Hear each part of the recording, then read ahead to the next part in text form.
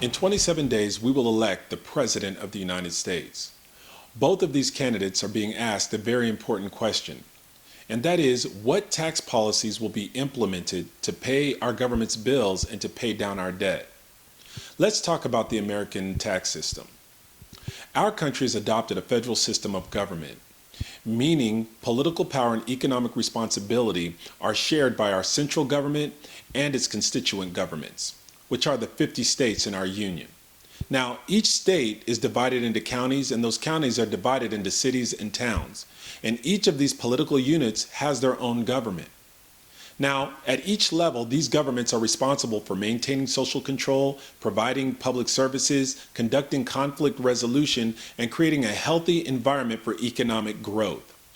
To fulfill these responsibilities, they have to raise money or revenue, and they do this primarily through taxes.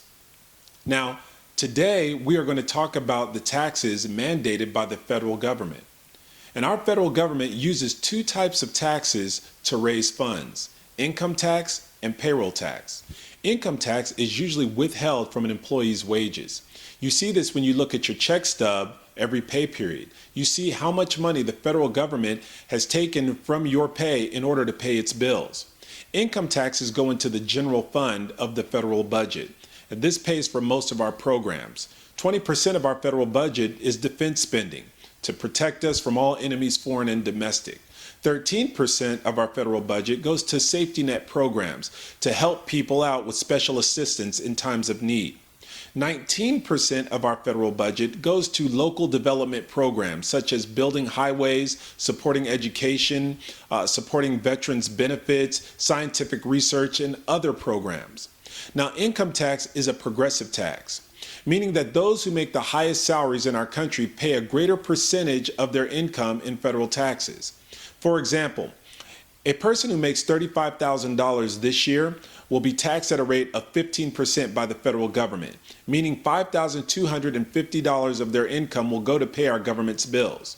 A person making $100,000 this year will be taxed at a rate of 28% by our federal government, meaning that $28,000 of their income will go to pay our country's bills. See, that's a progressive tax rate. The higher your income, the greater percentage of your income goes to pay the bills of our government. Payroll tax is paid by employers, and it is also withheld from an employee's wages. You see this on your check stub as FICA. This tax goes to special programs like Social Security, which is 20% of the federal budget, and Medicare and Medicaid, which collectively are 21% of the federal budget. Now, payroll tax is a regressive tax. A regressive tax is a tax that causes greater financial burden on those who have lower salaries in our economy. Let's, for example, look at the person who makes $35,000 a year and the person who makes $100,000 a year. Both of them are taxed at the same percentage. This year, 4.2%. However, when they go into the economy, they pay the same price for goods and services, making the payroll tax a greater financial burden on the person who has a lower salary than the person who has the higher salary. Both presidential candidates are proposing a decrease in taxes. However, they disagree as to who should benefit from that decrease. You see, when the federal government lowers taxes to spark economic growth, the bills of the government still have to be paid.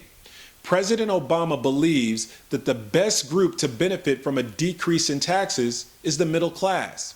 Why? Because they are more likely to spend what they save in taxes on goods and services, creating demand, and causing companies that have to meet that demand to hire workers. When workers are hired, more people have jobs, and there's more income that can be taxed to pay the government's bills. President Obama's opponent thinks differently. He thinks that the tax decrease should go to the wealthiest in society. Let's use a certain period in history as an example.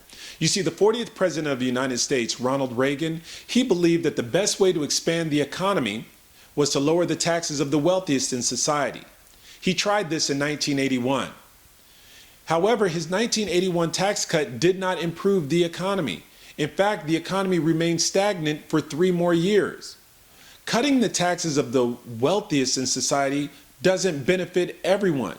When you cut the taxes of the person whose salary results in $28,000 in income for the federal government, instead of cutting the taxes of the person whose salary results in only $5,000 income for the federal government, well, it's very hard to pay the bills. Even though Ronald Reagan was famous for cutting taxes, in reality, for the rest of the Reagan presidency, he had to impose small tax hikes to pay the government's bills. He did this by raising payroll taxes. In 1982, his Social Security package raised payroll taxes. Now, I want you to notice something. He lowered the income tax, which is paid at a higher percentage rate by the elite in our economy, and he raised the payroll tax, which creates a greater financial burden for the working poor and for the middle class. He took the tax burden of the very rich and passed it to those who could least afford it. And what did they do with that tax savings? Did they increase demand? Did they purchase goods and services? No. The elite class and the upper middle class did not spend and increase demand with that tax savings.